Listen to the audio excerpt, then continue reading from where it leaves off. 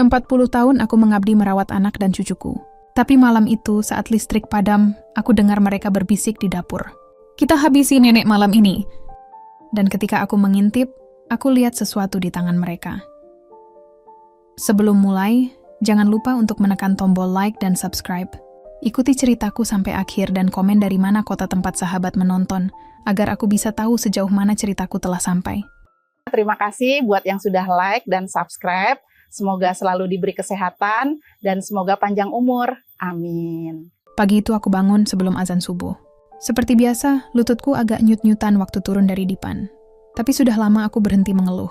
Di umur 68, rasa sakit itu sudah seperti teman lama saja. Aku meraba tembok, pelan-pelan jalan ke dapur. Di rumah kecil di gang sempit ini, dapur selalu jadi tempat pertama yang kucari. Aku menyalakan kompor, menaruh panci air, lalu menyiapkan beras di Magicom. Di pojokan ada ember cucian piring semalam yang belum kucuci. Katanya, nanti aja mak, Keira yang beresin. Tapi ujung-ujungnya ya aku lagi yang berdiri di sini jam segini. Mak. Suara kecil memanggil dari kamar. Zoya cucu bungsuku 7 tahun. Selalu bangun kalau dengar suara sendok di dapur. Iya, sayang.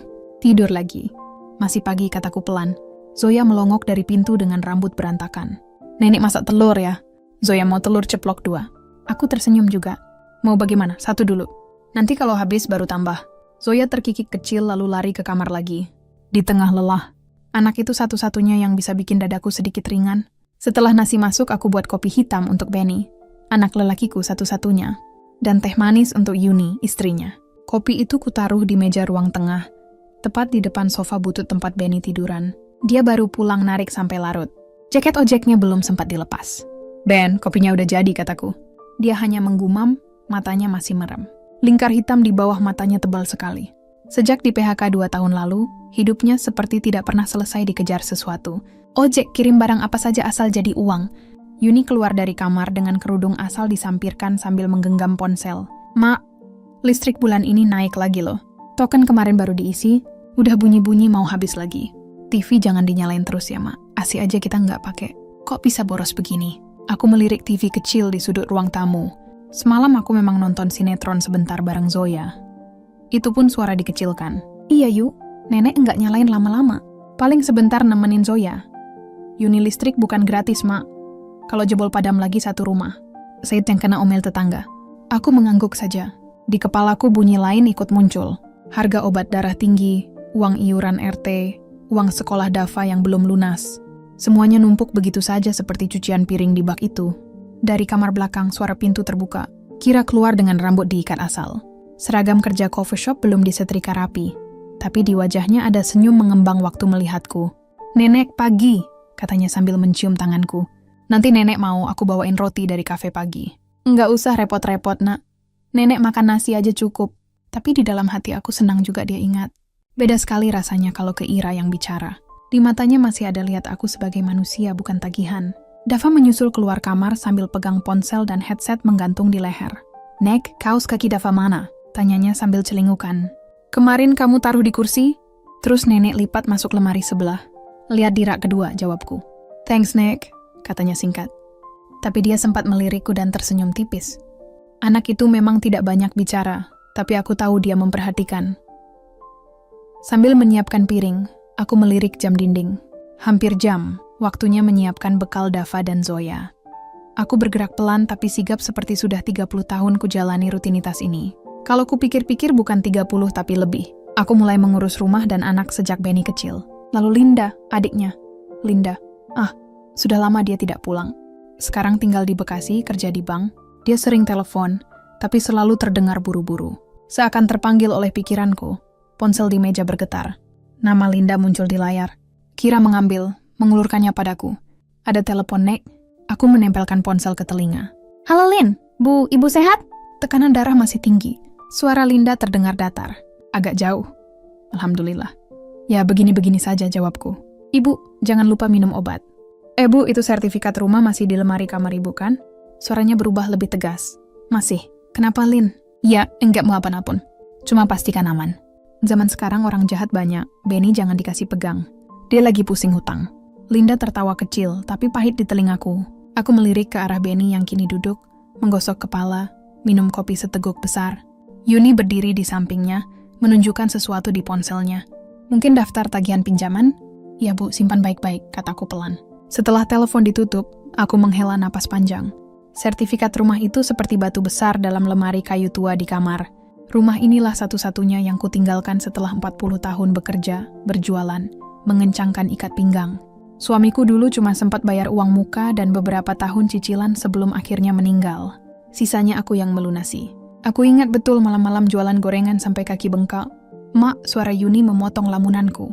Obat Mak masih ada. Yang warna putih bulat itu loh. Kemarin saya lihat tinggal dikit. Ada di kaleng biskuit di lemari atas. Jawabku. Kalau ke puskesmas bilang Yuni nggak bisa ikut ya. Lagi repot jualan. Mak jalan sama buruk kaya saja. Transport juga mahal sekarang. Aku mengangguk. Rasanya sudah biasa. Kalau urus kesehatan pun aku harus menghitung biaya untuk tidak memberatkan mereka. Kadang aku sengaja bilang ke dokter obatnya yang murah saja, Dok. Supaya mereka tidak perlu mengeluh. Sekitar jampu rumah mulai ramai. Dava berangkat sekolah. Seragamnya agak kusut. Tapi aku sudah tidak kuat berdiri lama di setrika. Zoyaku bantu pakai sepatu. Dia memelukku erat sebelum pergi. Nenek jangan sakit ya, katanya. Doain nenek sehat ya, jawabku. Menahan sesuatu yang mengganjal di dada. Saat rumah agak sepi. Setelah Keira berangkat kerja dan anak-anak pergi, hanya tinggal aku, Benny, dan Yuni. Benny berdiri di depan pintu, memandang ke jalan. Ben, makan dulu, kataku. Nanti aja, Bu. Enggak enak kalau narik perut kenyang, jawabnya. Yuni duduk di meja membuka catatan. Suaranya pelan tapi jelas. Aku masih bisa dengar dari dapur. Ben, kalau begini terus, kita nggak akan lepas dari hutang, katanya. Listrik, air, sekolah, pinjol, apa-apa naik. Kita cuma punya rumah ini. Uang pensiunan ibu yang kecil sama asuransi almarhum bapak dulu. Tapi asuransi itu kan cairnya kalau kalimatnya menggantung. Aku berhenti menggosok piring. Tidak jelas bagian mana yang lebih melukai kata-katanya, atau cara dia menahan kalimat terakhir, seolah aku tidak tahu artinya. Jangan ngomong gitu di depan ibu, kata Benny. Tapi suaranya lemah, bukan menegur, lebih seperti minta tolong. Aku pura-pura tidak dengar, melanjutkan cuci piring. Air keran dingin di tanganku, tapi telingaku panas. Menjelang siang Pak Jamal datang ke rumah. Dia ketua RT dan juga suka bantu urus surat-surat warga. Orangnya ramah, tapi matanya selalu seperti menghitung sesuatu. Assalamualaikum, katanya dari depan. Waalaikumsalam, jawabku. Keluar ke ruang tamu, Bu Sumirat. Saya cuma mau ngasih tahu rumah-rumah di gang belakang itu pada laku tinggi. Kalau Bu mau jual, sekarang waktunya. Harga tanah lagi bagus. Aku tersenyum tipis. Saya mau tinggal di mana kalau rumah ini dijual, Pak Jamal? Dia tertawa kecil. Ya, nanti bisa diatur. Anak-anak bukan sudah besar semua. Yuni keluar dari dapur, wajahnya langsung berubah ramah. Oh, Pak Jamal, iya. Nanti kita pikirin, Pak. Namanya juga orang lagi susah. Semua kemungkinan kita lihat. Benny diam saja memainkan kunci motor di tangannya. Aku duduk di ujung sofa, memegang ujung kerudungku. Rasanya seperti ada garis tipis yang perlahan ditarik di tengah keluarga ini. Di satu sisi, 40 tahun aku mengabdi, merawat, memasak, menahan sakit. Di sisi lain, angka-angka di kertas hutang, di layar ponsel, dan di sertifikat rumah yang tersimpan di lemari. Siang itu ketika semua orang bicara soal tagihan, harga tanah dan uang, aku menyadari satu hal. Mungkin di mata sebagian mereka, aku bukan lagi pusat rumah ini. Aku hanya salah satu beban yang harus dihitung. Malam itu hujan turun deras. Bukan hujan badai, tapi cukup kencang sampai atap seng rumah berisik terus-menerus. Udara di ruang tamu lembab. Bau tanah basah dari gang ikut masuk. Habis maghrib, rumah agak tenang. Dava di kamar main game dengan headset. Zoya duduk di lantai depan TV nonton kartun. Kira belum pulang dari kerja, biasa baru sampai lewat jam 9. Benny duduk di sofa memegang ponsel. Wajahnya tegang. Yuni di dapur. Suara piring dan sendok beradu. Aku duduk di ujung sofa, memijat pelan lututku. Hujan begini, sendi rasanya lebih ngilu. Mak, token listrik tinggal dikit, kata Yuni dari dapur. Tadi bunyi-bunyi. Memang berapa sisanya? Tanya Benny tanpa mengalihkan pandangan dari ponselnya. Entahlah, pokoknya kalau nanti mati jangan protes. Duit habis buat bayar cicilan kemarin. Ingat. Benny menarik napas panjang. Iya. Aku mengusap jilbabku. Kalau mati lampu ya dinyalain lilin. Dulu waktu di kampung listrik mati itu sudah biasa. Yuni mendecak pelan. Zaman dulu beda, mah. Sekarang semua butuh listrik. Orang kalau gelap sedikit sudah ribut. Zoya menengok ke arahku. Kalau mati lampu boleh main senter. Next. Aku tersenyum. Boleh, tapi jangan lari-lari. Jatuh nanti. Sekitar jam 9, suara hujan malah makin deras. Angin bertiup kencang, jendela bergetar. Tiba-tiba terdengar bunyi titit dari meteran listrik di dekat pintu. Lampu berkedip beberapa kali. Tuh kan? Yuni berseru, udah mulai. Belum sempat aku berdiri. Semua lampu padam. TV ikut mati. Suara kartun terpotong. Rumah langsung gelap, hanya cahaya samar dari gang yang masih tertangkap lewat celah pintu. Mati lampu. Zoya menjerit lalu langsung merangkak naik ke sofa, memeluk pahaku erat-erat. Iya, tenang, kataku sambil mengusap kepalanya. Benny, ambil senter nak, aku cari dulu, jawab Benny. Suara langkahnya terdengar menabrak kursi. Yuni mengomel dari dapur. Ini pasti tetangga pada nyalain semua alat juga, makanya jebol bareng. Udah, saya bilang hemat. Hemat. Beberapa detik kemudian cahaya senter ponsel menyorot-nyorot di ruang tamu. Ini mak, kata Benny mengarahkan sedikit ke arahku, supaya aku bisa lihat Zoya. Takut nek bisik Zoya. Enggak apa-apa. Ini cuma mati lampu bukan kiamat. Jawabku pelan. Yuni keluar membawa lilin kecil yang sudah dinyalakan. Dia menaruhnya di atas meja makan. Nyala kuning itu membuat bayangan di dinding bergerak-gerak. Dava, teriak Yuni ke arah kamar. Jangan banyak-banyak pakai baterai HP. Nanti kalau darurat habis. Dava membuka pintu kamar. Setengah badan mengintip. Iya bu, sudah mati gamenya. Jaringannya putus. Syukur, gumam Yuni. Keira mengirim pesan lewat ponselku. Jaringan masih kadang muncul. Nek, kayaknya aku pulang agak telat. Hujan deras banget. Nanti hati-hati di rumah ya. Aku membalas pendek. Hati-hati di jalan, nak. Sekitar jam 9 kurang, Zoya mulai mengantuk. Dia menyeret bantal kecil. Naik ke pangkuanku, nenek. Kita tidur di kamar nenek ya. Kalau gelap, Zoya nggak berani. Iya, ayo. Pelan-pelan aku berdiri menuntun Zoya ke kamar. Benny menyorotkan senter sementara aku jalan. Di kamar, aku membaringkan Zoya di sampingku. Udara agak pengap, kipas mati. Dari luar terdengar suara TV tetangga menyalak lewat jendela. Berarti di rumah lain mungkin listriknya belum padam atau mereka pakai genset. Di rumah ini hanya suara hujan dan percakapan pelan di ruang tengah. Entah berapa lama aku memejamkan mata. Mungkin setengah jam, mungkin lebih. Rasa pusing kecil di belakang kepala datang lagi. Napasku berat. Zoya tidur meringkuk. Satu tangan kecilnya menempel di lenganku. Saat mulai terlelap, aku mencium bau yang agak lain seperti bau minyak goreng dan kopi bercampur. Dari arah dapur, suara sendok beradu lagi. Aku menoleh kejam di dinding, tapi tak terlihat gelap. Masih pada bangun jam segini. Gumamku pelan. Rasa penasaran mengalahkan rasa lelah. Pelan-pelan aku mengangkat tangan Zoya dari lenganku, menaruhnya di bantal. Tidur sayang, bisikku. Aku duduk di tepi dipan meraba sandal jepit lalu berdiri. Lututku protes tapi aku tahan. Aku membuka pintu kamar sedikit, mengintip ke ruang tengah. Dari sana, cahaya lilin di meja makan terlihat redup. Tapi dari dapur ada cahaya lebih terang. Mungkin senter ponsel. Suara Yuni terdengar pelan seperti sengaja ditahan. Ben, kita nggak bisa terus begini katanya. Hutang makin numpuk. Besok-besok penagih bisa tarik motor, bisa ngasih malu lebih parah lagi. Suara Benny menyusul, terpotong hujan. Aku tahu, tapi aku nggak sanggup lihat ibu diusir-usir penagih juga. Justru karena itu suara Yuni makin rendah. Kalau keadaan ini dibiarkan, ibu tambah sengsara. Dia juga sudah tua, sakit-sakitan. Kita mau nunggu apa lagi? Aku menahan napas. Tanganku otomatis memegang daun pintu lebih keras. Dari sela pintu aku menggeser sedikit posisi, mencoba melihat dapur. Bayangan Benny tampak di sana. Posisinya membelakangi ruang tengah. Di tangan kanannya, di bawah cahaya senter, aku melihat sesuatu berkilat, panjang tipis, pisau dapur besar. Dia seperti sedang mengetes, mengelap bagian ujungnya dengan serbet. Di sebelahnya, Yuni berdiri menghadap meja. Di tangannya ada gelas dan botol kecil berwarna gelap. Aku tidak bisa melihat jelas isinya. Tapi dia seperti menuangkan sesuatu ke dalam gelas, lalu mengaduk pelan. Kamu ingat asuransi almarhum Bapak Suara Yuni lagi? Itu baru cair kalau ibu nggak ada. Rumah ini juga bisa dijual cepat kalau urusan warisnya jelas. Kita habiskan nenek malam ini, Ben. Biar semuanya selesai. Telingaku berdengung, kata-katanya seperti tidak masuk akal. Kita habiskan nenek malam ini. Jelas pelan tanpa ragu. Benny tidak langsung menjawab. Dia menaruh pisau di meja sebentar lalu mengambilnya lagi.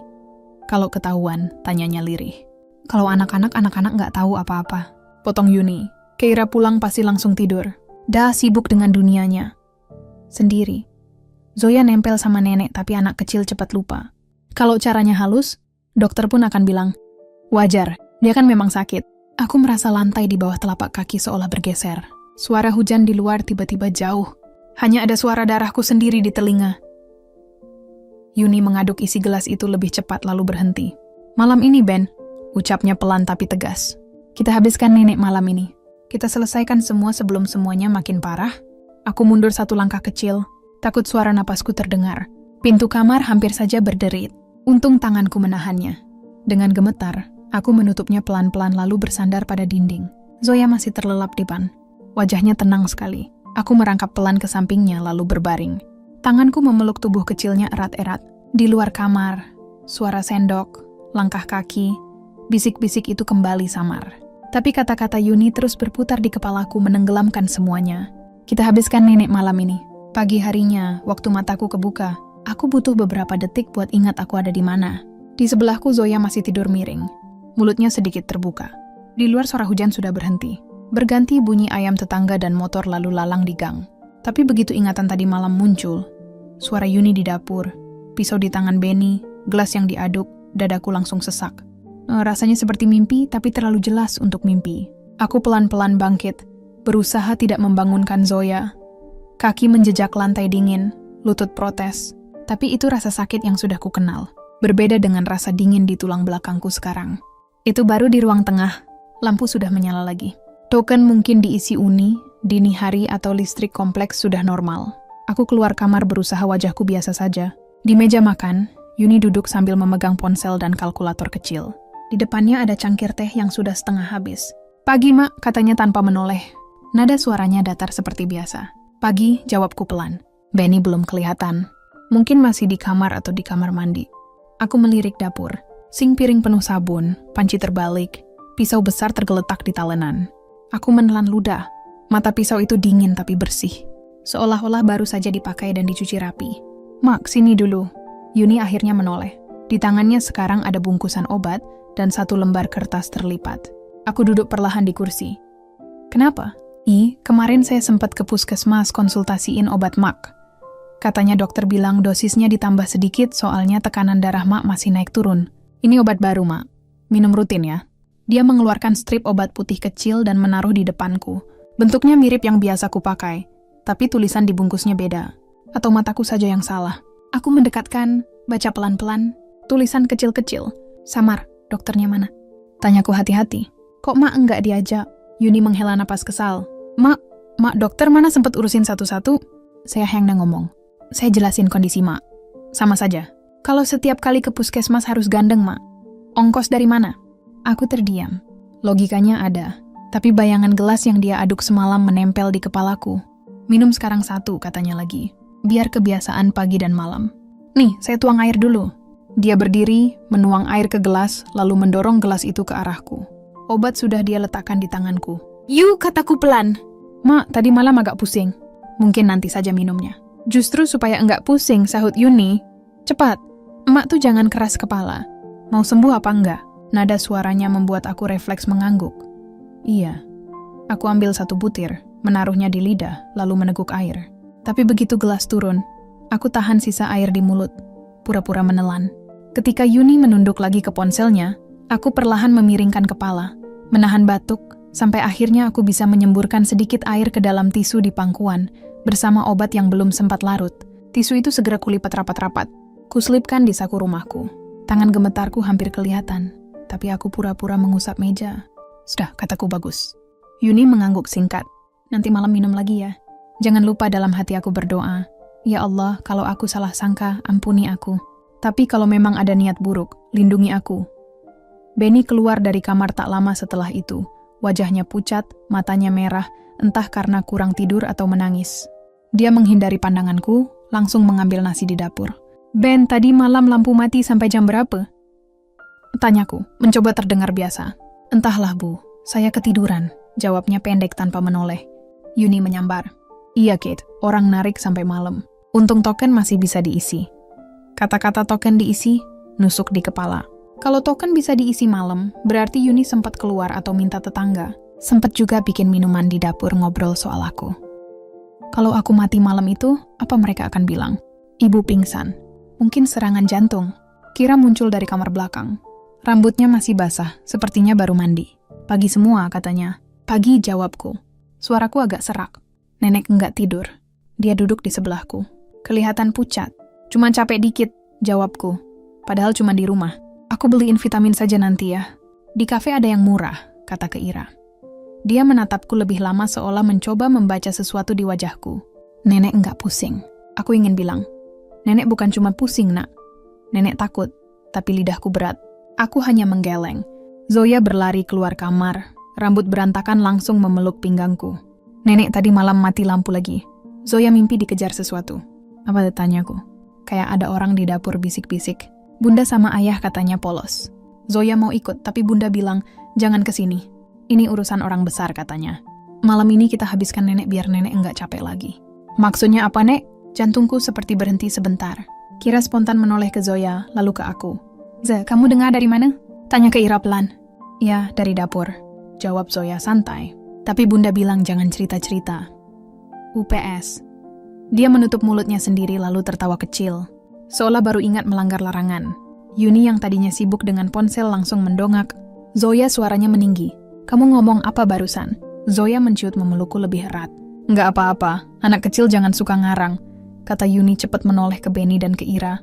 Itu tadi cuma kami ngomong. Gimana caranya bikin ibu nggak capek lagi? Maksudnya nanti kalau ada uang kita cari pembantu. Kan gitu, Ben. Benny mengangguk pelan. Tapi aku tahu dia tidak benar-benar mendengar kepalanya seperti penuh hal lain. Keira mengerutkan kening. Tapi kata Zoya, kita habiskan nenek. Itu dia salah dengar. Potong Yuni. Anak kecil begitu dengar satu kata dibesar-besarin. Suasananya canggung. Aku bisa merasakan Kira memasukkan informasi itu ke kepalanya. Menyimpannya di satu rak paling belakang. Dia tidak debat, tapi matanya jadi lebih tajam memperhatikan sekitar. Hari berjalan seperti biasa. Dava berangkat sekolah ke Ira ke tempat kerja. Benny keluar dengan jaket ojeknya. Meski langit masih mendung, tinggal aku dan Yuni di rumah. Seperti biasa, aku mencoba mencuci baju, menyapu, apa saja untuk sibuk. Tapi setiap kali melihat dapur, ingatan malam itu muncul lagi. Siang hari setelah zuhur, aku memberanikan diri pergi ke rumah buruk ayah di seberang gang. Kukunci pintu pelan-pelan, bilang ke Yuni, "Mak, ke rumah buruk kaya sebentar."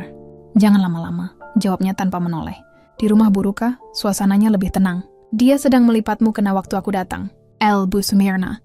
Tumben siang-siang mampir, katanya. "Sini, duduk dulu." Aku duduk, tangan menggenggam ujung rok. Butuh beberapa menit sebelum aku bicara. "Yah," kataku pelan. "Kamu pernah enggak ngerasa kayak orang serumah sendiri bisa kepikiran jelek tentang kita?" Buruk ayah menatapku lekat-lekat. "Maksudmu?" "Aku cuma kadang takut jadi beban," ujarku. "Mereka lagi banyak masalah, hutang, sekolah, segala macam. Aku tua, sakit-sakitan. Kadang kepikiran kalau aku nggak ada, hidup mereka lebih ringan." "Jangan ngomong begitu," potong Burukah cepat. "Umur itu urusan Tuhan.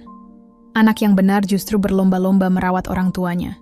Aku menatap lantai, tapi kalau mereka mulai ngomong soal asuransi, soal rumah, dan ada kalimat-kalimat yang rasanya aneh di telinga. Buruk ayah diam sejenak. "Kamu dengar apa, Bu?" Aku menggoyang kepala. Entahlah, mungkin aku salah dengar. Telinga tua, pikirannya juga suka jelek. "Aku takut dosa suzon." Buruk ayah menghela napas. "Kadang firasat ibu itu bukan cuma prasangka, tapi kamu hati-hati sajalah. Obat minum sesuai yang dokter kasih. Kalau bisa kamu ikut dengar sendiri penjelasan dokternya. Jangan cuma lewat orang lain." Aku mengangguk pelan. Kata-kata itu seperti pegangan kecil di tengah air deras. Di satu sisi aku takut berburuk sangka. Di sisi lain, tiap kali melihat tisu berisi obat di sakuku, aku tahu ada sesuatu yang tidak bisa lagi kuanggap angin lalu. Beberapa hari setelah malam listrik padam itu, pikiranku tidak pernah benar-benar tenang. Aku tetap masak, nyapu, cuci baju, tapi kepalaku seperti jalan sendiri. Setiap suara sendok di dapur, setiap obat yang Yuni sodorkan terasa lain.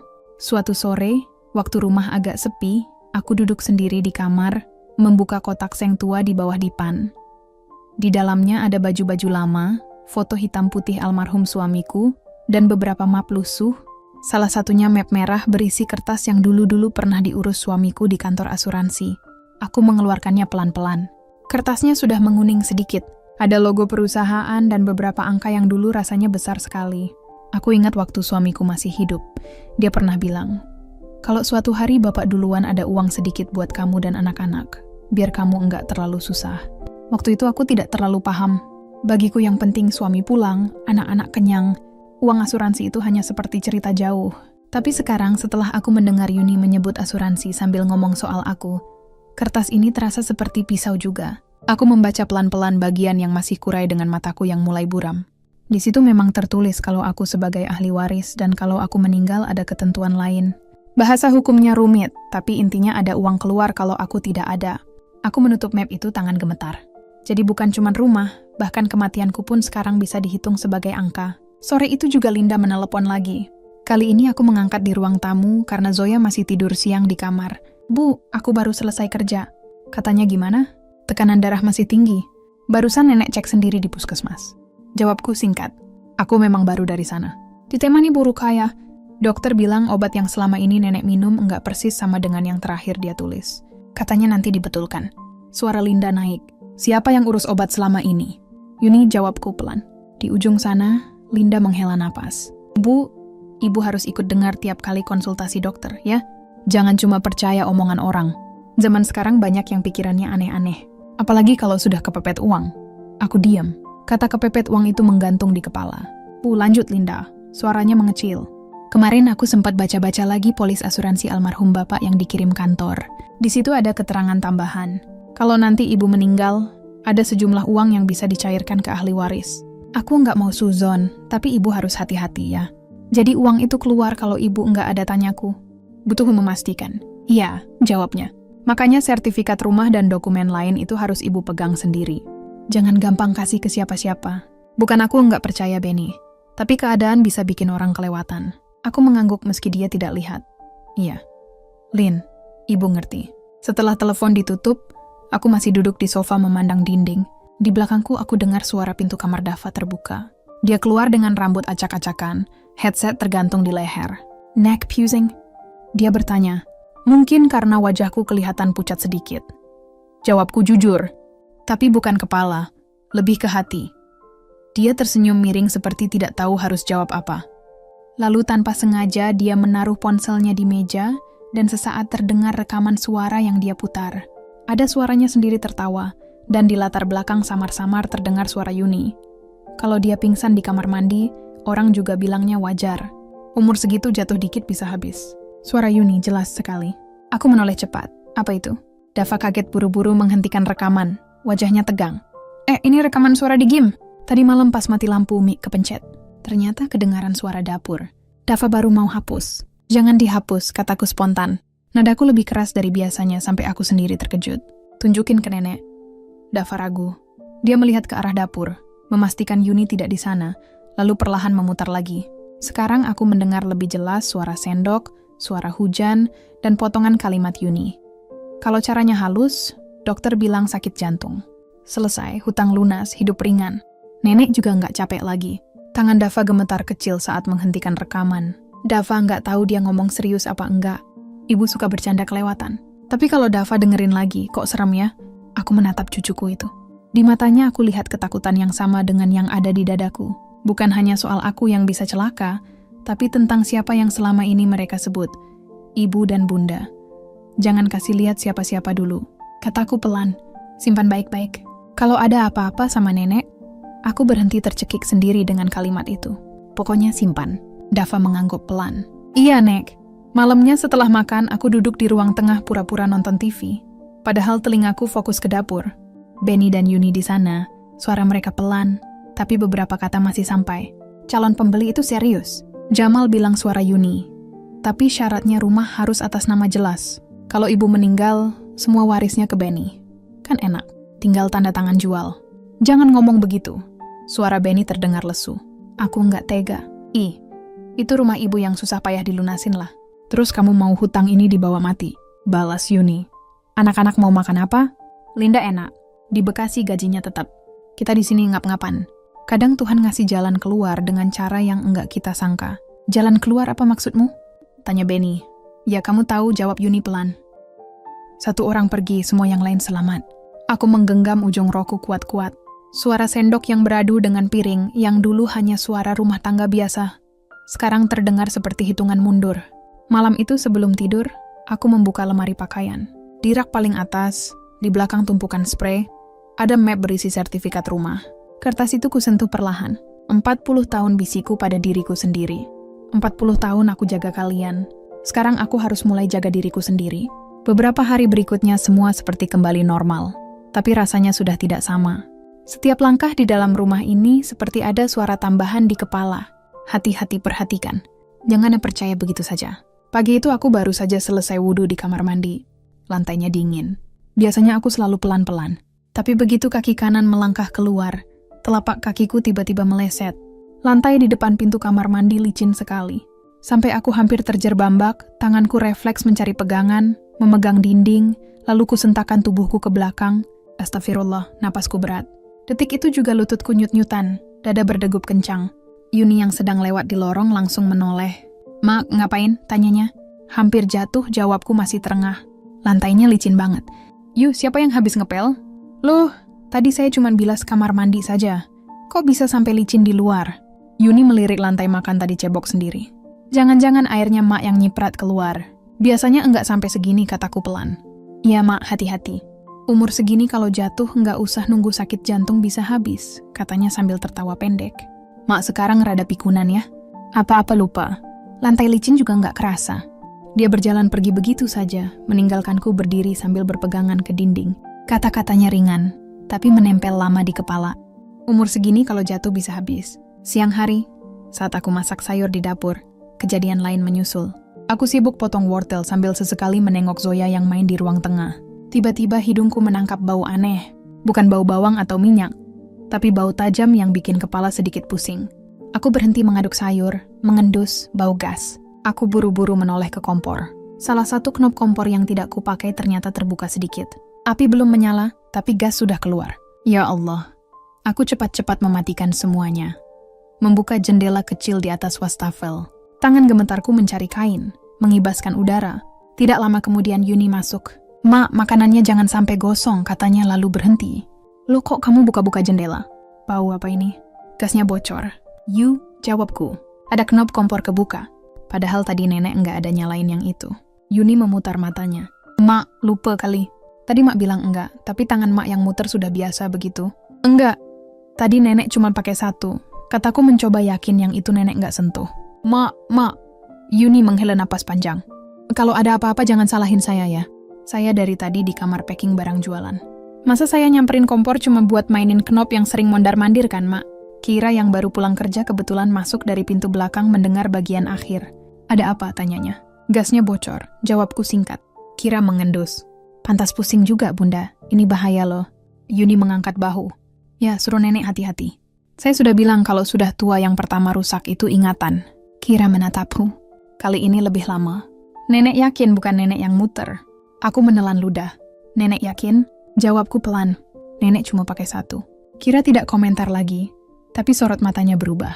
Bukan lagi sekadar kasihan, tapi curiga. Entah curiga ke siapa. Malamnya sebelum tidur, Yuni kembali menyerahkan obat. "Mak belum minum obat malam," katanya sambil mengulurkan gelas. "Ini yang baru dari puskesmas. Dokter bilang rutin. Jangan bolong." Aku mengambil gelas itu. "Barusan nenek minum yang pagi, Yu. Takutnya terlalu dekat." "Ya, memang harus begitu pagi dan malam," bantahnya. "Mak, mau sehat apa enggak? Kalau tekanan darah naik nanti malah susah." Aku berpura-pura mengangguk. Kali ini aku biarkan pil itu menyentuh lidah. Meneguk sedikit air. Lalu saat Yuni menoleh sebentar ke arah Zoya, aku pura-pura batuk kecil dan menempelkan mulut ke sapu tangan. Obatnya keluar lagi bersama air. Langsung kuselipkan sapu tangan itu ke saku baju. Beberapa kali begitu, aku merasa tubuhku masih lemas juga. Mungkin karena capek dan cemas, tapi setidaknya aku tahu apa yang masuk ke dalam tubuhku berasal dari resep dokter yang kupegang sendiri, bukan hanya dari tangan Yuni. Suatu sore, aku mendengar percakapan di ruang tengah. Aku sedang menyetrika baju di kamar. Pintu sedikit terbuka. Kira dan Yuni bicara. Suara mereka tidak keras tapi cukup terdengar. "Bunda capek," kata Yuni. "Seharian urus rumah, jualan, pikir hutang, masih harus urus nenek yang rewel. Kadang Bunda kepikiran. Kalau nenek enggak ada, hidup kita jauh lebih ringan." "Jangan ngomong begitu, Bun." Suara Kira terdengar kaget. "Nenek memang ribet kadang, tapi ribet." Itu kata halus kepotong Yuni. "Kamu enak kerja di luar. Coba kamu di rumah terus sama orang tua sepuh.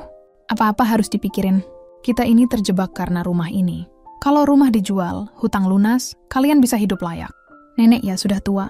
Toh suatu hari juga. Aku nggak mau mikir sejauh itu." Kira memotong. Suaranya tegang. "Kalau mau jual rumah, ngomong baik-baik sama nenek. Jangan kayak dia tidak melanjutkan." Aku mendengar langkahnya menjauh. Mungkin masuk ke kamarnya? Yuni menghela napas panjang di ruang tengah. Aku berdiri mematung di balik pintu. Ada rasa sakit di dada. Bukan cuma karena kata-kata Yuni, tapi karena aku tahu di titik ini, Keira mulai sadar sesuatu, tapi nasibku tetap di tangan orang-orang yang punya akses ke dapur dan obat. Malam berikutnya, Dava menyusulku ke dapur setelah makan. "Nek," katanya pelan. "Boleh ngomong sebentar?" Aku berhenti mengelak piring. "Kenapa, nak?" Dia menatap ke arah ruang tengah, memastikan Yuni dan Benny sudah masuk kamar. Rekaman yang kemarin itu. Dava dengar lagi. Ada bagian lain. Bunda bilang kalau cara halus enggak mempan, kita pakai cara lain. Kecelakaan kecil saja. Orang pasti maklum. Aku merasakan semua udara di dapur seperti hilang sebentar. "Kamu yakin suaraku bergetar?" Dava mengangguk. Suara Bunda jelas. Ayah cuma diam. Dava nggak tahu maksudnya apa. Tapi kalau digabung sama lantai licin, kompor gas, Dava jadi seram sendiri. Aku menahan meja supaya tubuhku tidak goyah. "Kamu simpan baik-baik ya, jangan hapus." "Iya, Nek," Dava menunduk. Dava sayang nenek. Tapi kalau Dava ngomong ke ayah, pasti dibilang anak kurang ajar. Kalau ke Bunda Dava nggak berani. Aku mengelus punggung tangannya. "Kamu sudah bantu nenek dengan cerita ini? Itu sudah besar sekali." Malam itu aku susah tidur. Di sebelahku Zoya mendengkur halus memeluk boneka kecil. Di luar kamar, suara TV pelan dari ruang tengah. Yuni mungkin menonton sinetron. Kata-kata, cara halus, dan kecelakaan kecil berputar-putar di kepalaku. Esok paginya sebelum subuh, aku duduk di tepi dipan lebih lama dari biasanya. Aku sadar kalau aku terus hanya diam dan berdoa tanpa usaha, aku bisa benar-benar habis seperti yang Yuni ucapkan. Bukan habis karena umur, tapi karena permainan orang yang seharusnya menjagaku. Hari itu, untuk pertama kalinya setelah sekian lama, aku bangun bukan hanya sebagai ibu dan nenek yang mengabdi. Di dalam kepalaku pelan-pelan muncul satu kalimat baru. Aku harus mulai melindungi diriku sendiri. Bahkan kalau itu berarti melawan anakku sendiri. Pagi itu, habis subuh, aku duduk lama di tepi dipan sambil memegang sapu tangan yang di dalamnya ada beberapa butir obat yang dulu sempat kusembunyikan.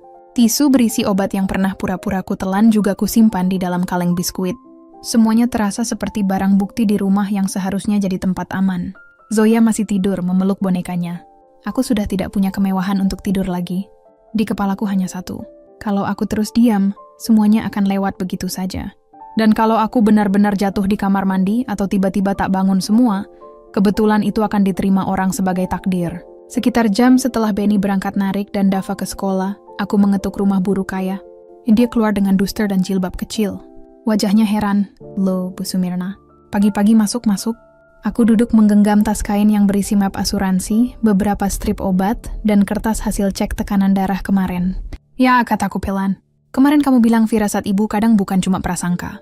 Aku mau tanya, kalau misal ada orang yang niatnya nggak baik sama kita, tapi mereka itu anak sendiri, kita harus bagaimana?" Bu Rukayah menatapku lekat-lekat. "Kamu dengar apa lagi?"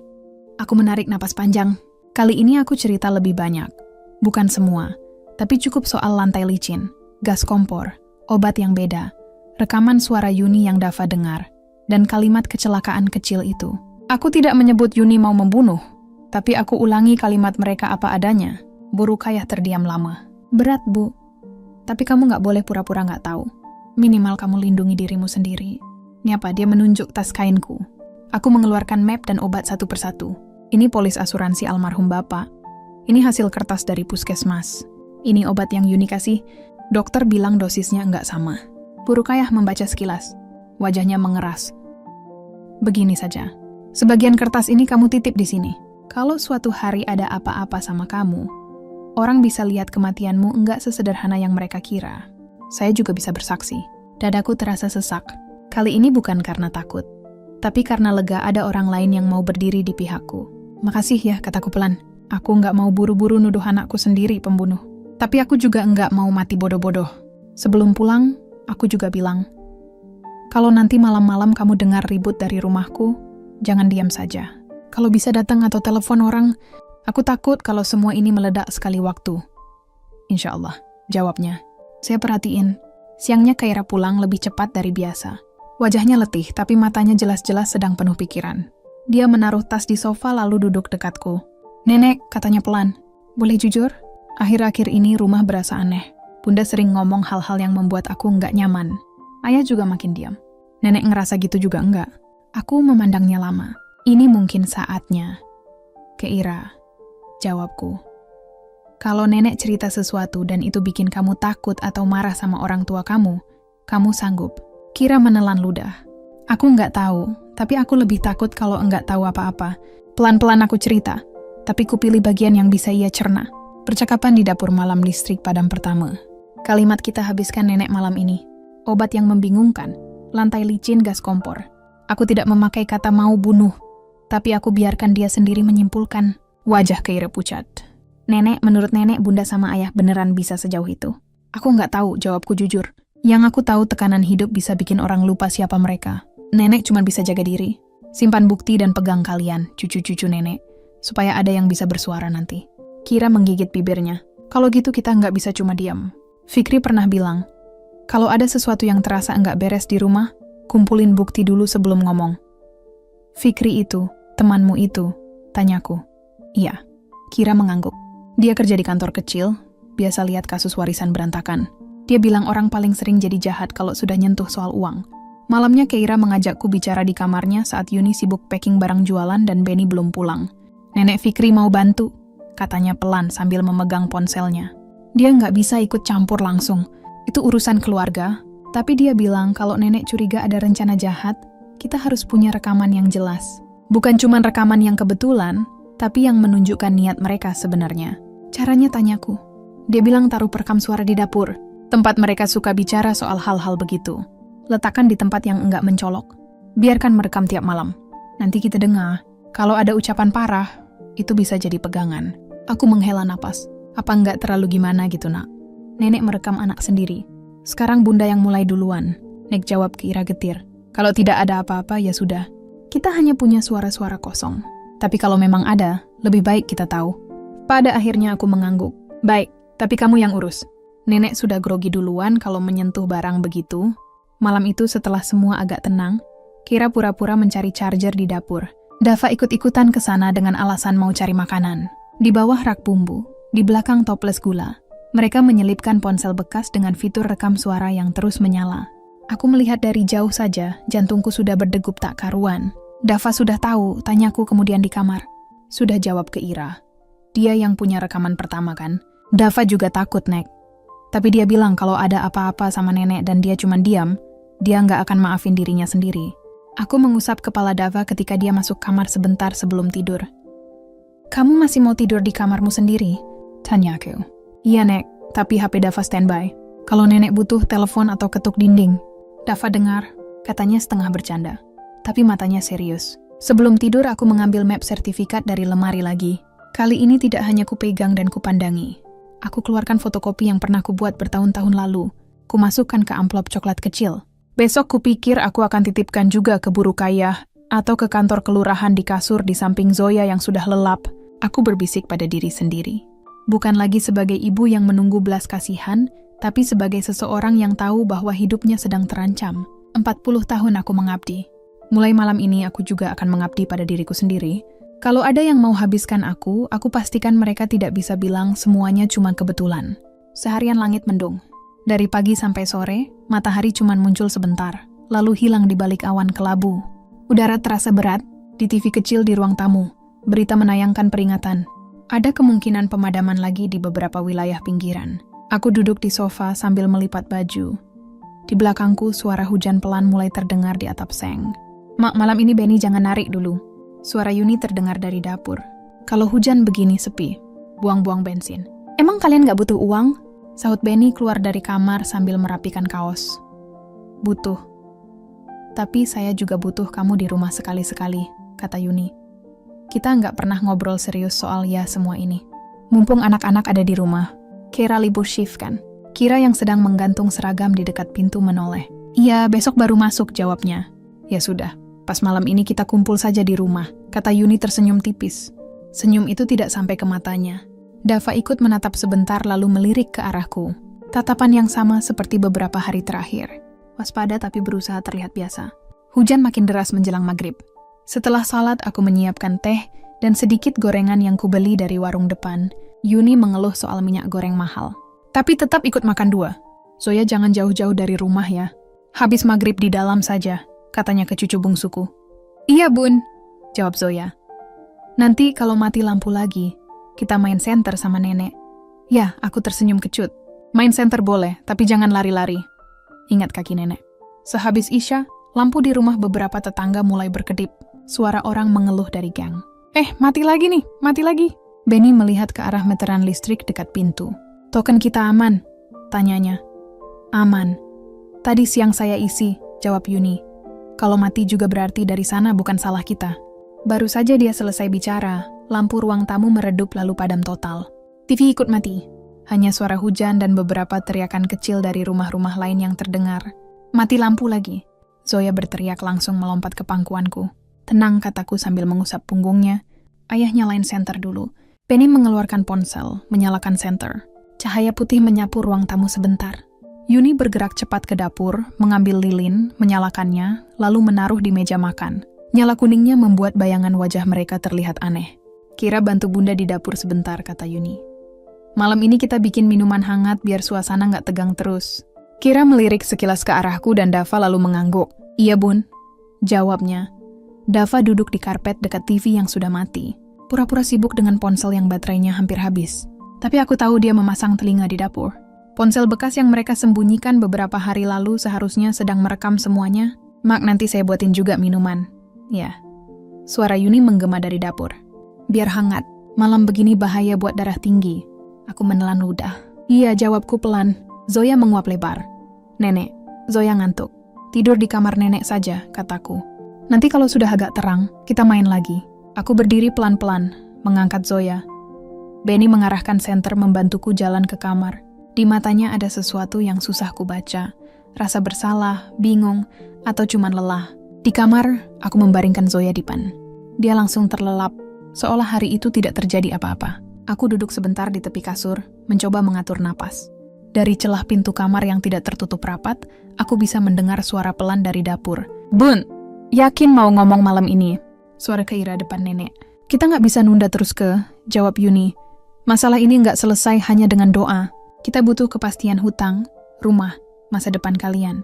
Aku setuju ngomong terbuka, kata Keira. Tapi caranya baik-baik. Jangan pakai kata-kata yang aku tahu aku sering kebablasan. Potong Yuni. Tapi malam ini aku sudah siapin segalanya. Minuman, obat, dokumen. Setelah ini nggak ada lagi yang menggantung. Kata minuman dan obat membuat kulit tengkukku dingin. Aku berdiri pelan berjalan ke arah pintu kamar. Tidak terlalu dekat, tapi cukup untuk mengintip sedikit ke ruang tengah. Benny duduk di kursi dekat meja makan menunduk. Di depannya ada map kuning. Map yang mirip sekali dengan map yang biasa dipakai Pak Jamal waktu datang mengurus surat. Lilin di meja membuat bayangan map itu bergetar. Ini dari Pak Jamal, tanya Benny pelan. Iya, jawab Yuni. Draft surat kuasa, jual rumah juga beberapa formulir lain. Tinggal tanda tangan saja, tapi semuanya lebih gampang kalau status warisnya jelas. Kalau ibu dia berhenti. Kalau ibu apa? Suara Benny makin rendah. Kalau ibu sudah nggak ada, jawab Yuni. Tegas, aku tahu kamu sayang ibu, tapi kamu juga sayang anak-anakmu. Kamu mau mereka terus hidup begini? Ada jeda lama. Hanya suara hujan dan panci yang disentuh pelan. Di dapur, aku melihat bayangan Yuni bergerak. Dia menuang sesuatu dari botol kecil kedua gelas di depan kompor. Mengaduk pelan. Kira berdiri agak jauh. Kedua tangannya memegang tepi meja. Bunda ngapain? Tanya ke Ira. Meski pelan, nadanya waspada. Ini cuma obat tidur, kata Yuni. Cepat, biar ibu istirahat. Kalau dia tidur nyenyak, kita bisa bicara soal dokumen tanpa dia dengar. Besok pagi kita jelasin pelan-pelan. Obat tidur apa? Kira tidak terdengar yakin. Dari teman, jawab Yuni. Yang penting ibu nggak ribut dulu. Kamu mau malam ini tegang lagi? Aku tidak tahu seberapa benar kata-kata Yuni. Mungkin yang dia tuangkan bukan sekadar obat tidur. Mungkin juga dia sendiri meyakinkan dirinya begitu. Yang jelas setiap kali dia menyebut kata istirahat untukku, rasanya seperti ada pintu yang ditutup dari dalam. Tak lama, Yuni keluar dari dapur membawa 2 gelas. Yang satu ia taruh di hadapan Benny. Ini buat kamu. Biar rileks sedikit. Saya enggak butuh obat tidur, kata Benny. Ini jahe manis biasa. Yuni memaksa tersenyum. Yang ada obatnya cuma gelas ibu. Itu pun cuma sedikit. Kalimat itu membuat kepalaku terasa berat. Jadi memang ada 1 gelas khusus untukku. Aku panggil ibu dulu, kata Yuni. Berdiri refleks. Aku mundur dari pintu kamar, kembali duduk di tepi dipan. Zoya masih tertidur pulas. Hatiku berdegup kencang. Seakan seluruh tubuhku tahu yang akan terjadi. Pintu kamar diketuk pelan. Mak lagi tidur. Aku menarik napas panjang lalu menjawab, belum Yu. Yuni membuka pintu. Wajahnya diterangi cahaya lilin dari ruang tengah. Di tangannya ada gelas beruap. Mak, minum dulu. Ini wedang jahe, biar badan hangat, gak gampang kumat. Aku menerima gelas itu. Hangatnya terasa di telapak tangan. Terima kasih, kataku menatap cairan di dalamnya. Ada aroma jahe, tapi ada juga bau lain yang samar. Minum sekarang, Mak. Nanti keburu dingin, katanya. Matanya mengamatiku. Menunggu aku mengangkat gelas, pura-pura menyesap sedikit. Cairan hangat itu menyentuh bibir. Tapi sebelum masuk ke tenggorokan, aku menahannya di mulut. Panas juga, kataku. Berpura-pura meniup. Yuni tersenyum cepat, pelan-pelan. Habis itu Mak tidur saja. Biar kita yang urusin yang lain. Dia keluar menutup pintu setengah. Suara langkahnya kembali ke meja makan. Aku berdiri pelan, berjalan ke pojok kamar, menunduk di samping berkosong. Di sana aku memuntahkan cairan yang tadi kutahan, sebisa mungkin tanpa suara. Gelas masih penuh setengah saat ku bawa kembali ke meja kecil. Tanganku gemetar. Di pojok kamar, di bawah gantungan baju, ada alu kayu panjang. Biasa ku pakai menumbuk sambal kalau ada acara. Aku menatap benda itu lama. Untuk pertama kalinya dalam hidupku, aku meraih alu itu bukan sebagai alat dapur, tapi sebagai sesuatu yang bisa kupakai. Kalau malam ini berubah jadi sesuatu yang selama ini paling kutakuti. Aku memegangnya kuat-kuat lalu berdiri di belakang pintu menunggu apa yang akan terjadi di luar sambil berbisik pada diriku sendiri. Kalau mereka benar-benar mau menghabiskan aku malam ini, aku tidak akan diam saja. Aku berdiri di belakang pintu kamar dengan alu kayu di tangan. Napas pendek-pendek di luar. Suara mereka masih terdengar. Bercampur hujan di atap. Ayah minum dulu. Suara Keira pelan biar nggak tegang. Udah sahut Benny lirih. Sebentar lagi saya panggil ibu. Suara Yuni menyusul. Kita omong baik-baik. Malam ini kita harus ada keputusan. Kata keputusan membuat tengkuku kembali dingin. Aku taruh alu di sudut dekat lemari, separuh disembunyikan di balik baju-baju yang digantung. Kalau aku bawa keluar, mereka bisa salah paham duluan. Pelan aku buka pintu kamar. Pura-pura baru bangun. Zoya masih tidur. Selimut setengah menutupi tubuhnya. Mak Yuni menoleh ke arahku. Wajahnya diliputi cahaya lilin dari meja makan. Lo belum tidur? Belum bisa, jawabku. Panas? Pas. Sini dulu, Mak, kata Yuni. Senyumnya tipis. Kita mau ngobrol sebentar. Benny Keira Dava juga di sini. Aku melangkah pelan ke ruang tengah. Di meja makan ada lilin, map kuning, 2 gelas jahe, 1 di depan Benny, 1 di ujung meja. Mungkin untukku. Kira duduk di kursi samping. Dava di ujung karpet, ponsel di tangannya. Matanya langsung menangkap mataku seolah mau bilang sesuatu. Aku duduk di kursi paling pinggir dekat tembok. Dari situ aku bisa melihat dapur dan lorong ke kamar mandi. Mak Yuni membuka suara. Kita semua tahu sekarang hidup lagi susah. Hutang, sekolah anak, harga barang. Benny narik tiap hari. Saya jualan sampai malam. Mak lihat sendiri kan? Aku mengangguk pelan. Iya yuk. Nenek tahu kalian capek. Nah, Yuni lanjut. Sementara pemasukan segitu-gitu saja. Beban banyak di rumah ini ya. Kita berlima yang harus dipikir. Saya kuah Benny, anak-anak emak juga tentu. Tapi satu-satunya harta yang kita punya cuman rumah ini, dan sedikit hak asuransi dari almarhum Bapak Keira, pelan-pelan ngomongnya. Kira kamu diam dulu, potong Yuni. Ini soal besar. Dia menatapku, Mak. Sampai kapan kita begini? Mak enggak kasihan lihat cucu-cucu Ma hidup kekurangan. Kasihan, jawabku. Tiap malam nenek mikir itu. Kalau begitu bantu kami. Mak Yuni bersandar sedikit ke depan. Kalau rumah ini dijual, hutang lunas, anak-anak bisa hidup layak. Mak, bisa kita carikan tempat yang lebih kecil? Atau ya, kalau umur Mak sudah sampai paling tidak kita nggak pusing urusan surat. Kalimat itu seperti duri masuk pelan-pelan. Jual rumah ini urusan nanti, jawabku serak. Nenek belum siap. Benny mengangkat kepala sedikit. Bu, aku menoleh ke dia dari dulu waktu bapak kamu meninggal. Aku yang lunasi sisa cicilan rumah ini. Aku kerja jualan ngirit makan. Bukan cuma buat aku tapi buat kamu juga. Ben, saya tahu Yuni menyambar, tapi keadaan berubah. Kadang Tuhan kasih jalan keluar dengan cara yang mungkin berat di awal. Kalau satu orang pergi, banyak yang selamat. Bukan begitu, Ben. Benny menunduk lagi, tidak menjawab. Dava memalingkan wajah, rahangnya mengeras. Kira menarik napas dalam-dalam. Bunda, ini kedengarannya salah. Yuni menatap Kira tajam. Kamu pikir saya nggak tahu apa itu dosa? Saya cuma kepepet. Saya cuma realistis. Ibu sudah tua sakit. Kalau sekarang atau sebentar lagi, bedanya apa? Minimal kematiannya bawa manfaat untuk kalian. Ada jeda panjang, kata-kata itu menggantung seperti asap. Yu, suaraku pelan tapi jelas. Kamu ngomong soal kematian aku di depan aku sendiri. Kamu sadar? Yuni mengalihkan pandangannya. Saya cuma ngomong kemungkinan. Suasana sangat kaku. Hanya suara hujan memukul seng. Beberapa detik kemudian Yuni berdiri. Sudahlah, ibu kelihatan pusing. Mak, sebelum lanjut ngomong, ke kamar mandi dulu saja. Cuci muka biar segar. Dia berjalan ke arah lorong, lalu berhenti dan menoleh. Menunggu. Gerakannya terlalu siap. Aku melirik lantai lorong. Sekilas aku melihat ada kilau air di sana, seolah baru saja disiram. Bau sabun pun samar-samar tercium. Kira ikut melirik ke arah yang sama. Wajahnya berubah. Bunda, lantainya kok basah? Tanyanya. Barusan saya bilas kamar mandi, jawab Yuni enteng. Gak apa-apa, makan bisa pegangan dinding. Aku berdiri. Lututku bergetar. Bukan cuma karena lemah, tapi karena otakku mendadak penuh skenario. Kalau aku melangkah ke situ, sedikit saja salah pijak. Jatuh. Selesai. Mereka tinggal bilang, ibu terpeleset. Usianya sudah wajar. Mak, ayo, desak Yuni.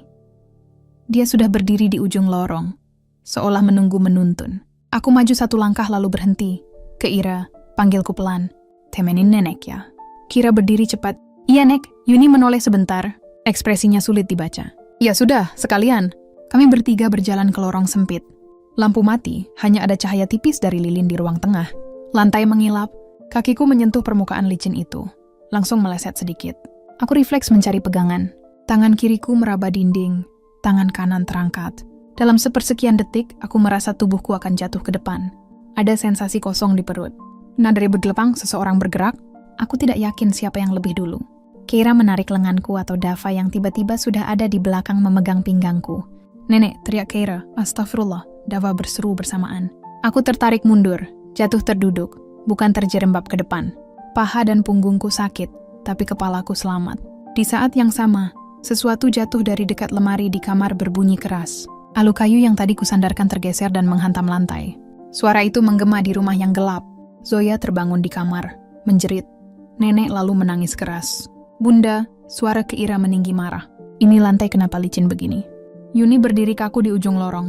Jarak satu langkah di depan tempat aku hampir jatuh. Ember kecil terguling di sampingnya. Air sabun mengalir tipis ke arah pintu kamar mandi. Aku cuma bilas kamar mandi, katanya terbata. Itu kebetulan. Kebetulan lantai basah. Kebetulan nenek diminta lewat situ.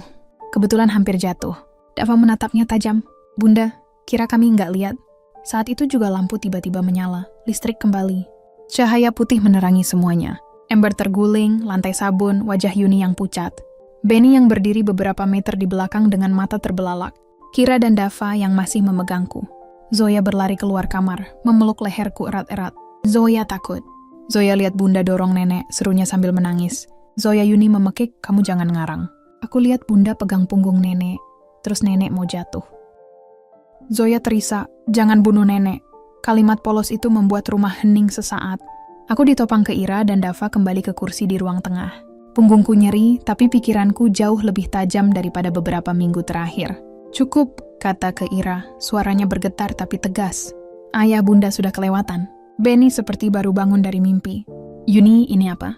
Ia melirik lantai amber lalu ke wajahku. Bukan apa-apa. Yuni buru-buru. Ibu yang kakinya sudah lemah. Aku bahkan mau pegang tadi, cuman gak sempet. Jangan bohong, Bun. Potong Dava.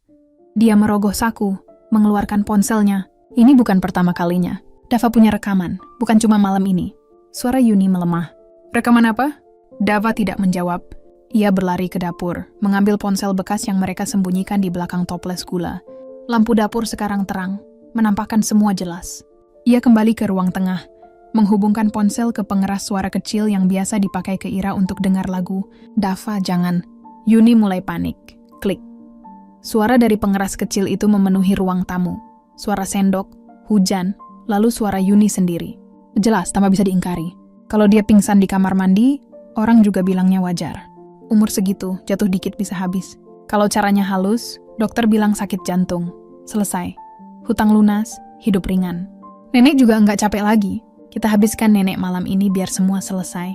Benny menutup mulutnya dengan tangan. Wajahnya hancur. Itu cuma omongan orang stres. Yuni berusaha berdiri, suaranya tinggi. Aku nggak pernah benar-benar. Aku merogoh saku rumahku. Mengeluarkan sapu tangan berisi obat yang sering pura-pura aku telan. Dan selembar kertas dari puskesmas. Ini kataku pelan. Obat yang kamu bilang dari dokter. Padahal kata dokter resepnya beda. Dosisnya nggak sesuai. Dia heran kenapa obatku berubah sendiri. Aku meletakkan semua di meja tepat di samping. Map kuning dari Pak Jamal. Map itu terbuka sedikit, menampakkan judul surat kuasa penjualan rumah dan nama Benny sebagai satu-satunya ahli waris yang tercetak tebal. Kalau tadi aku benar-benar jatuh di kamar mandi atau minum habis gelas yang kamu bawakan, suaraku bergetar tapi keras. Di sini siapa yang akan bilang ke polisi bahwa itu bukan kecelakaan? Tak ada yang menjawab. Kira menangis diam-diam. Dava menggertakkan gigi. Zoya masih memelukku. Sesenggukan. Benny akhirnya bicara, suaranya pecah. Yuni, kamu sejauh ini niatnya. Yuni menggeleng keras. Air mata mulai jatuh. Aku cuma kepepet. Aku nggak sanggup lagi tiap hari dihina penagih. Lihat anak-anak hidup susah. Aku pikir kalau ibu cepat pergi semua lebih mudah. Aku menatapnya lama. Jadi 40 tahun aku mengabdi, menggendong Benny, nyuapin kalian, mengasuh cucu-cucu dan di kepala kalian. Jalan keluar terbaik adalah kalau aku mati lebih cepat. Tidak ada jawaban. Hanya suara hujan yang kini terdengar lebih pelan. Aku meraih map kuning di meja, membukanya lebar-lebar. Kertas-kertas di dalamnya gemetar di tanganku. Ternyata kataku lirih, tapi kali ini tak ada yang bisa berpura-pura tidak dengar. Waktu aku sibuk mikir kalian makan apa, besok pagi kalian sibuk mikir kapan aku mati. Malam itu berakhir tanpa ada yang benar-benar tidur. Setelah rekaman diputar dan obat-obatanku taruh di meja, rumah seperti pecah tapi tidak ada yang berani berteriak lebih keras. Hujan di luar pelan-pelan berhenti. Yang tersisa cuma suara isak ke Ira, napas berat Benny dan Zoya yang sesekali masih terisak di pelukanku. Bu Benny akhirnya bicara, suaranya serak. Saya salah. Saya dengar Yuni ngomong aneh-aneh, tapi saya pura-pura enggak dengar. Saya ikut diam. Saya hitung-hitung di kepala. Kalau ibu enggak ada, hutang lunas. Tapi saya enggak pernah benar-benar berani mikir sampai caranya gimana. Saya pengecut. Aku menatap anak yang dulu sering kubawa ke posyandu itu. Rambutnya sudah beruban di samping, tapi di mata, aku masih bisa lihat Benny kecil yang lari-lari di gang sambil bawa mobil-mobilan plastik. Kenapa kamu enggak ngomong dari awal? Tanyaku pelan.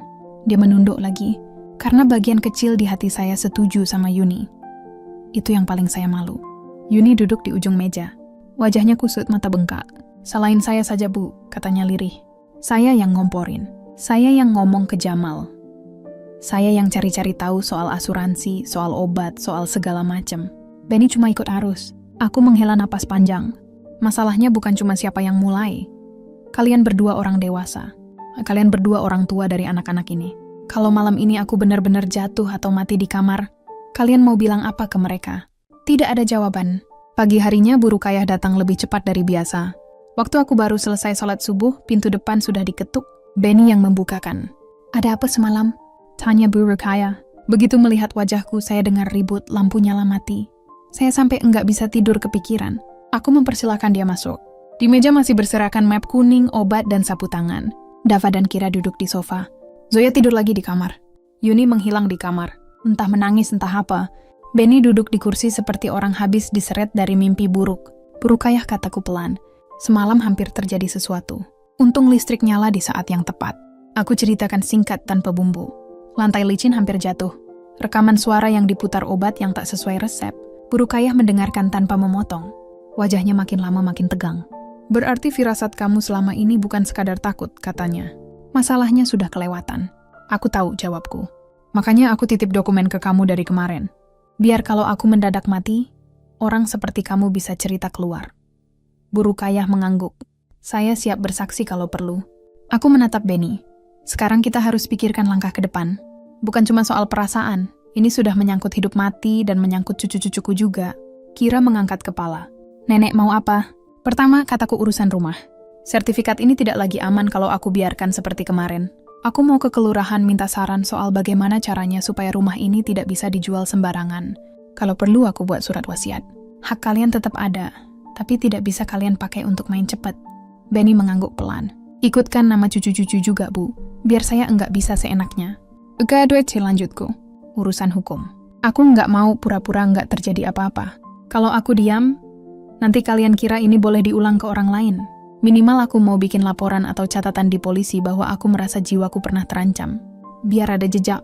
Yuni keluar dari kamar, berdiri di ambang pintu. Wajahnya sembab. Bu, ibu mau laporin saya ke polisi. Aku menatapnya lama. Semalam kamu hampir bikin aku jatuh di lorong itu. Kamu sudah ngatur obat tanpa resep dokter. Kamu ngomong di dapur tentang cara halus. Biar aku mati. Kalau aku lapor kamu, itu bukan aku yang jahat. Itu konsekuensi. Yuni menangis lagi. Saya enggak sanggup kalau harus masuk penjara, Bu. Waktu kamu berpikir mempercepat kematian orang yang sudah merawat suamimu 40 tahun, kamu enggak kepikiran soal itu. Kami semua mendengar rekamannya, Bun. Itu bukan cuma orang stres, ngomong ngaur. Benny mengusap wajah. Bu, kalau bisa jangan tuntut maksimal. Kita selesaikan lewat mediasi. Tapi kalau ibu mau lapor, saya ikut. Saya bersaksi juga. Meski itu artinya saya ikut terseret. Aku menatap anak dan menantuku. Ada bagian di hatiku yang masih ingin melindungi mereka. Tapi ada juga bagian yang lebih besar sekarang. Melindungi diriku dan cucu-cucuku. Baik, kataku akhirnya aku akan lapor. Tapi aku juga akan bilang bahwa aku sebagai ibu tidak minta hukuman paling berat. Biar polisi dan hukum yang menilai. Kira dan Dava mengangguk. Burukayah menepuk bahuku. Itu keputusan yang berat, tapi perlu. Siang itu ditemani Keira dan Burukayah, aku pergi ke kantor polisi sektor dekat pasar. Benny ikut, tapi Yuni tinggal di rumah bersama Zoya dan Dava. Di perjalanan naik angkot, kakiku gemetar. Bukan karena jalan berlubang, tapi karena aku tidak pernah membayangkan akan masuk kantor polisi. Bukan sebagai saksi kejadian luar biasa, melainkan sebagai ibu yang melaporkan anak dan menantunya sendiri. Di ruang pengaduan, aku cerita pelan sejelas mungkin. Aku tunjukkan hasil cek dokter, obat yang tak sesuai, rekaman suara di ponsel Dava. Polisi yang mencatat mengernyit beberapa kali lalu mengangguk. Bu, ini bisa masuk ranah percobaan penghilangan nyawa atau penganiayaan, katanya. Tapi kalau ibu sebagai korban minta perkara ini, jangan dibawa sejauh itu. Kami bisa mulai dari pemanggilan, mediasi, peringatan keras. Yang penting ada catatan, seperti ibu bilang. Itu saja dulu jawabku. Saya cuma mau ada catatan bahwa nyawa saya pernah diancam oleh orang serumah. Kalau suatu hari saya benar-benar mati karena hal yang janggal, tolong jangan langsung dianggap sakit tua. Sepulang dari kantor polisi, rumah terasa beda. Tidak ada yang berani bicara keras. Yuni menunduk saja ketika aku lewat. Zoya berlari menyambutku, memeluk pinggangku. Nenek enggak dibawa orang? Tanyanya polos. Enggak, sayang. Jawabku mengelus rambutnya. Nenek cuma cerita ke Pak Polisi supaya enggak ada lagi orang yang berani dorong-dorong nenek. Malamnya aku duduk di kamar memegang ponsel. Linda menelepon, suara di ujung sana tegang setelah aku ceritakan garis besar kejadian. Bu, kalau ibu mau, ibu tinggal sama aku dulu. Katanya di sini memang sempit, tapi lebih tenang. Aku bisa bantu urus surat rumah dari jauh. Biar Benny sama Yuni mikir sendiri apa yang sudah mereka lakukan. Aku menghela napas. Kalau ibu pergi, Zoya ke Iradava, bagaimana? Saya bisa sering ke sini, sahut Keira yang kebetulan mendengar. Tapi nenek yang paling terancam. Kalau nenek tetap tinggal di sini, kita semua enggak tenang. Aku menatap sekeliling kamar, kasur tua, lemari kayu, jendela kecil yang menghadap ke gang. Ruangan ini saksi aku begadang waktu Benny demam kecil. Saksi aku menangis diam-diam waktu Linda bilang mau berhenti kuliah demi adiknya. Sekarang ruangan yang sama juga jadi saksi anak itu hampir membiarkan aku jatuh. Baik, kataku pelan. Untuk sementara nenek akan pindah beberapa waktu ke rumah Linda. Biar kepala semua dingin. Biar kalian tahu rasa rumah tanpa aku di ruang tengah. Waktu ku sampaikan keputusan itu, Yuni menangis lagi. Bu, jangan pergi. Aku tidak pergi selamanya, jawabku. Aku cuma berhenti mengabdi di rumah ini seperti pembantu gratis. Kalau kalian benar-benar masih menganggap aku ibu, kalian yang nanti datang menjemput bukan mendorongku ke liat kubur. Tidak ada yang menyanggah. Di mata Benny, aku lihat campuran malu, sedih, dan lega aneh karena keputusan itu diambil olehku, bukan oleh mereka. Siang berikutnya, dengan membawa satu koper kecil dan map yang sudah kuatur ulang, aku melangkah keluar rumah ditemani Keira dan Dava. Zoya mengejar sampai depan gang, memeluk kakiku. Zoya ikut. Nenek, katanya. Belum sekarang. Jawabku sambil berjongkok memegang bahunya.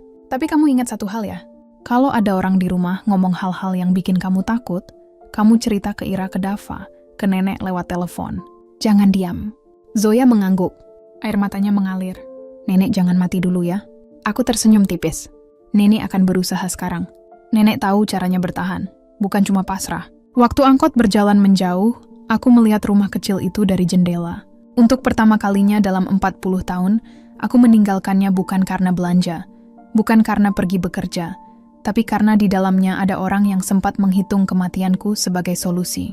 3 bulan setelah aku pindah ke rumah Linda, hidup rasanya pelan, tapi rasanya seperti hidup beneran lagi. Rumah Linda kecil, kontrakan petak di Bekasi, tapi setiap sudutnya terasa aman. Tidak ada lantai yang sengaja dilicinkan, tidak ada kompor dibiarkan terbuka, tidak ada gelas minuman yang harus kucurigai. Pagi-pagi aku ikut antri beli sayur di depan gang. Siang kadang ke pengajian dekat musala. Sore bantu Linda masak. Kalau pusing, aku ke puskesmas, duduk sendiri di depan dokter. Dengar jelas penjelasan obat.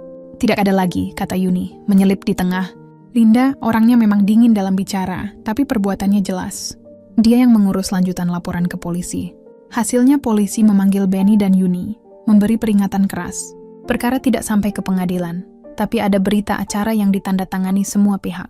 Di situ tertulis bahwa aku pernah merasa jiwaku terancam, dan mereka mengaku salah dalam tindakan dan ucapan. "Ku yakin enggak mau tuntut lebih?" tanya polisi waktu itu. "Aku sudah tua, Pak," jawabku. "Aku cuma mau ada catatan biar kalau aku mati orang ingat ini pernah terjadi." Linda juga membantu urus rumah. Kami datang ke kelurahan lalu ke notaris kecil. Sertifikat rumah disusun ulang dengan catatan kuat. Rumah tidak boleh dijual tanpa persetujuanku. Dan setelah aku meninggal, hak dibagi ke Benny dan Linda. Tapi ada bagian khusus atas nama Keira, Dava, dan Zoya. Ada juga klausul. Kalau ada upaya menghilangkan nyawaku oleh ahli waris, hak warisnya bisa dicabut. Lumayan seram ya, Bu. Pasal yang ini, kata notarisnya sambil tersenyum miring. Biar pada mikir 2 kali, jawab Linda datar. Sejak itu, Benny beberapa kali datang ke rumah Linda. Pertama kali dia datang sendiri, naik motor tua pinjaman. Wajahnya menipis seperti orang habis sakit panjang. "Bu," katanya pelan di depan pintu. "Aku boleh masuk?" Aku mengangguk mempersilakan dia duduk di kursi plastik. Kami diam cukup lama sebelum dia buka suara. "Aku masih merasa nggak pantas jadi anak ibu," katanya akhirnya. "Tapi aku mau minta satu, jangan tutup pintu total. Biar aku punya kesempatan menebus, biarpun nggak akan cukup." Aku menatap dia lama. "Kamu tahu apa yang paling sakit buat aku, Ben?" Tanyaku, dia menggeleng. "Bukan rekaman suara Yuni, bukan lantai licin, bukan obat yang beda." Jawabku. "Yang paling sakit itu waktu aku sadar kamu dengar hal-hal itu, dan kamu pilih diam. Di kepalaku kamu selalu anak laki-laki yang kulindungi. Ternyata di kepalamu aku cuma satu angka di deretan masalah." Benny menunduk, bahunya turun. "Aku nggak punya alasan, Bu. Kalau ibu mau benci aku seumur hidup, aku terima. Aku nggak mau benci," kataku pelan. "Aku cuma nggak mau lagi jadi orang yang paling banyak berkorban, tapi paling gampang dikorbankan." Sejak hari itu, Benny mulai rutin datang sebulan sekali. Kadang bawa beras 2 liter, kadang cuma bawa roti dan duduk. Dia sering cerita soal Dava yang mulai les komputer, soal Keira yang pindah kerja ke tempat yang lebih baik, soal Zoya yang sekarang sering gambar aku di bukunya. Tentang Yuni dia jarang cerita banyak. Yang aku tahu, Yuni sempat pulang ke rumah orang tuanya beberapa minggu lalu, kembali lagi ke rumah mereka setelah polisi memanggil, katanya. Sekarang Yuni ikut konseling di puskesmas, disuruh bicara dengan petugas tentang manajemen emosi. Suatu hari tidak lama sebelum puasa, Keira datang ke Bekasi bersama Zoya dan Dava. Begitu turun dari angkot, Zoya langsung lari ke arahku. "Nenek," teriaknya memelukku keras. Rumah nenek kecil tapi lucu. Aku tertawa kecil. "Yang penting aman," jawabku. Kami duduk bertiga di lantai ruang tamu kontrakan. Linda menyiapkan teh manis. Dava membantu mengeluarkan kue yang dibawa ke Ira. "Ayah nitip salam," kata ke Ira. Katanya dia belum berani datang bareng kami. "Takut nenek gak mau lihat?" "Ayah kamu sudah beberapa kali datang," jawabku. Pelan-pelan saja. Luka di hati itu perlu waktu. Kira mengangguk. "Bunda, masih susah diajak ngomong soal ini. Tapi dia sekarang lebih banyak diam kalau ngomongin nenek. Kalau mulai ngomel soal beban, aku langsung lihat pintu. Ingat malam itu, kayaknya dia sadar. Yang penting kamu bertiga tidak menormalisasi itu," kataku. "Kalau kalian ikut-ikutan bercanda soal orang tua beban, besok-besok kalian bisa jadi bubur."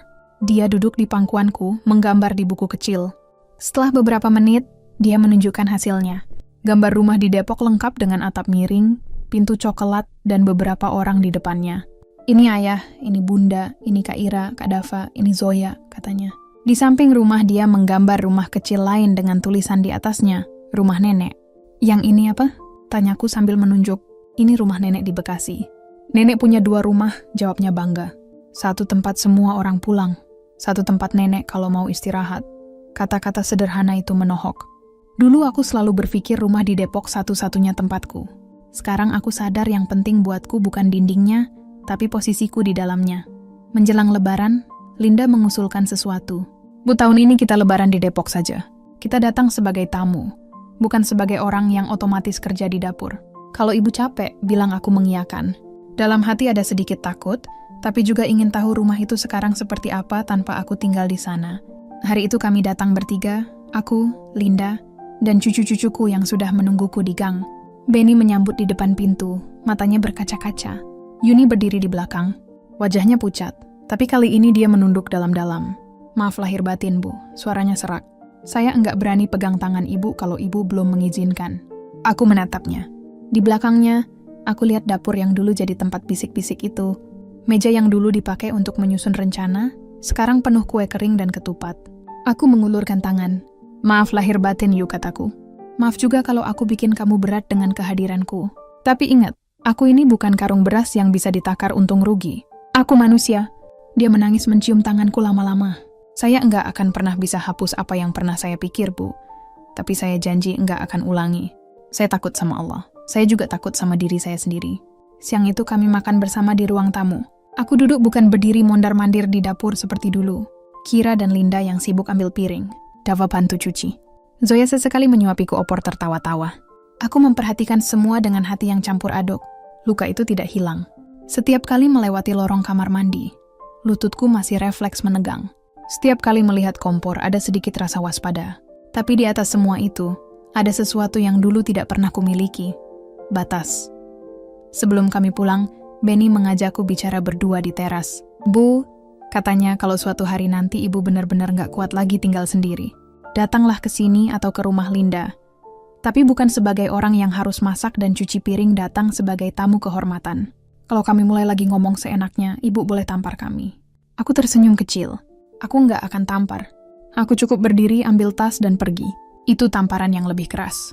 Dia mengangguk, mengusap matanya cepat-cepat. Dalam perjalanan pulang ke Bekasi, di angkot yang bergoyang pelan, aku bersandar di kursi. Di sampingku, Zoya bersandar di bahuku. Matanya hampir tertutup. Nenek, bisiknya setengah mengantuk. Sekarang nenek sudah nggak dihabisin, kan? Aku mengelus kepalanya. Nenek memang akan habis, sayang. Jawabku pelan. Pelan-pelan dimakan umur. Tapi bukan dihabisin oleh rencana orang lain.